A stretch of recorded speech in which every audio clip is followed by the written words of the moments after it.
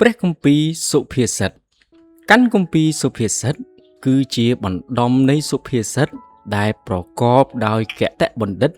ដែលភាគច្រើនត្រូវបានសរសេរឡើងដោយស្ដេចសាឡូមោន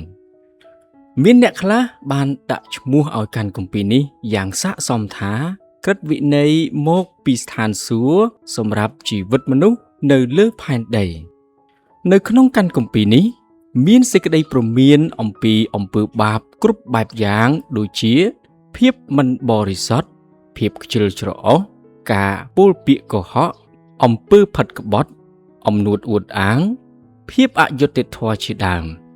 ហើយក៏មានសេចក្តីបង្រៀនសម្រាប់ឪពុកម្ដាយសម្រាប់ក្មេងៗសម្រាប់ប្តីនិងប្រពន្ធ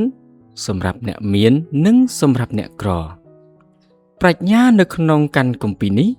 និយាយទៅកាន់អស់អ្នកដែលនឹងស្ដាប់ទាំងផ្ដល់ដំបូន្មានដ៏មានតម្លៃអំពីរបៀបរស់នៅដោយភាពស្អាតស្អំភាពស្មោះត្រង់ភាពទៀងត្រង់ព្រមទាំងជៀសវាងពីអំពើបាបដែលនាំមកនូវការឈឺចាប់ការអាប់អោនកិត្តិយសនិងសេចក្តីវេទនា